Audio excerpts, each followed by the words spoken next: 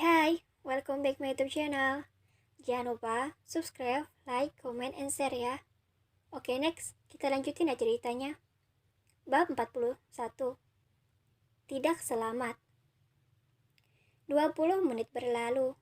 Mobil David baru saja terparkir di halaman hotel. Perasaan tidak enak semakin bertambah. Sampai-sampai ia berlari setelah keluar dari mobilnya. Waktunya sudah tidak banyak lagi untuk menolong Aurel yang kondisinya sudah sangat kritis. Di dalam kamar hotel, Aurel terbaring kaku dengan darah yang mengering di hidungnya. Napas Aurel pun semakin menurun. Jika terlambat, maka harapannya terkabulkan.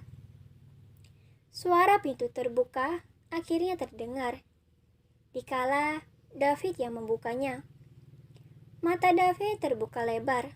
Ia begitu sangat terkejut melihat Aurel yang terbaring tak sadarkan diri.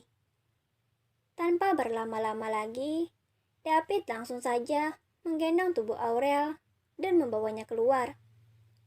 Tubuh David ikut gemetar, sepasang matanya mulai berkaca-kaca.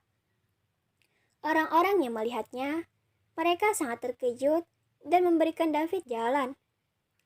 Kumohon, maafkan aku. Iri David, mereka berdua sudah berada di dalam lift.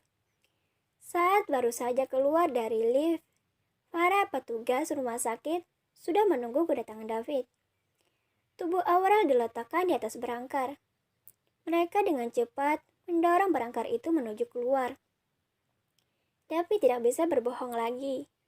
Ia benar-benar tidak bisa membuang rasa sayang dan cintanya kepada Aurel. Ia begitu sangat bersalah karena sudah menghukum Aurel separah itu. Tubuh Aurel sudah berada di dalam mobil ambulan. Hidungnya sudah dipasang oksigen. Dengan David yang berada di sampingnya sambil menggenggam erat kedua telapak tangan Aurel. Tubuh Aurel tidak panas seperti sebelumnya. Melainkan tubuhnya sekarang begitu dingin.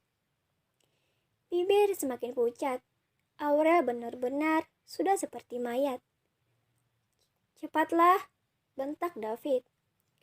Baik tuan, sahut petugas yang menyetir.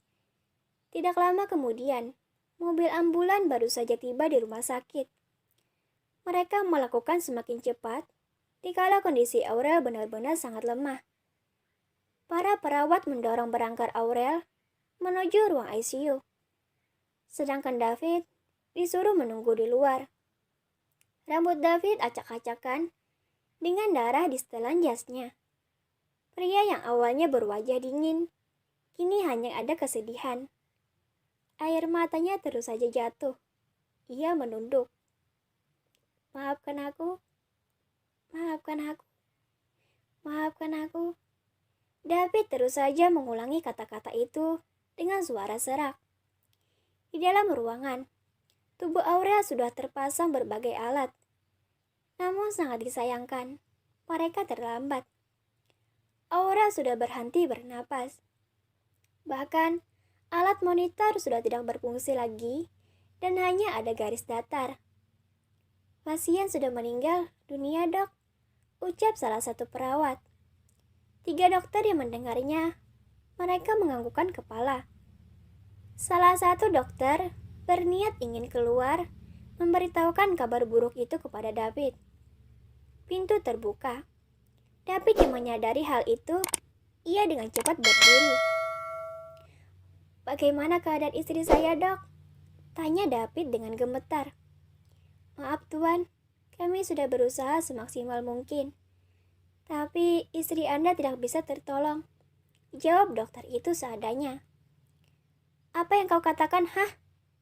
David mengguncang bahu dokter wanita itu dengan kuat. Sang dokter yang bahunya menjadi korban amukan dari David, beliau sangat ketakutan. Maaf tuan, tapi itu emang benar. Dengan suara gemetar, dokter itu menjawab. Orang-orang yang mendengarnya tidak bisa berkata-kata atau menolong, karena mereka juga takut. Ingat ya, kalau sampai istri saya tidak tertolong, maka kalian semua akan hancur. Ancam David, seraya melepaskan tangannya dari bahu dokter itu dengan kasar. Tanpa dipersilakan masuk, David langsung saja masuk ke dalam. Beberapa perawat yang membersihkan luka di tubuh Aurel, mereka mundur.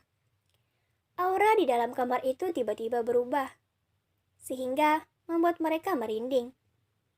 David melihat ke arah alat monitor, di mana hanya ada garis datar. Tubuh David gemetar hebat. Kakinya seakan tidak bisa untuk berdiri lagi. Dengan sekuat tenaga, David menghampiri istrinya yang sudah meninggal itu. Salah satu perawat meletakkan kursi untuk David duduk. Maafkan aku, lirih David gemetar seraya duduk. Kumohon, bangunlah. Aku sangat merindukanmu. Maafkan aku.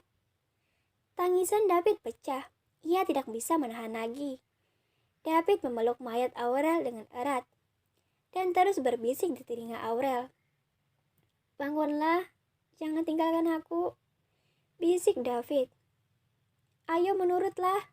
Jika kau tidak menurut, maka akan kuhukum. Lirih David. Di saat itu juga, tiba-tiba ada sebuah keajaiban. Jari jemari Aurel bergerak, dan itu tidak sengaja dilihat oleh dokter wanita yang sebelumnya dimarahi oleh David. Dia hidup, ucap dokter itu langsung.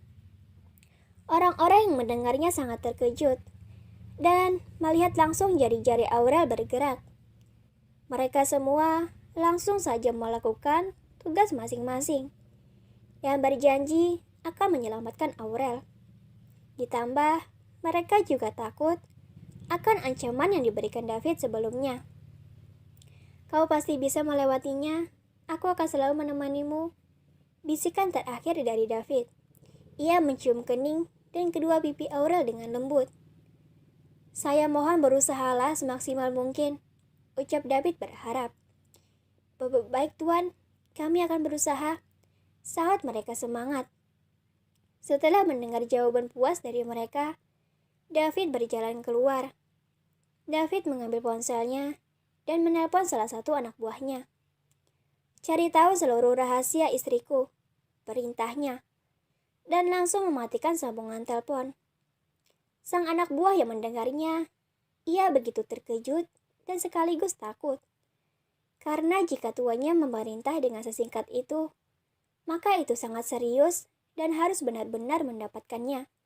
Terima kasih. Jangan lupa subscribe, like, comment, and share ya. Dadah.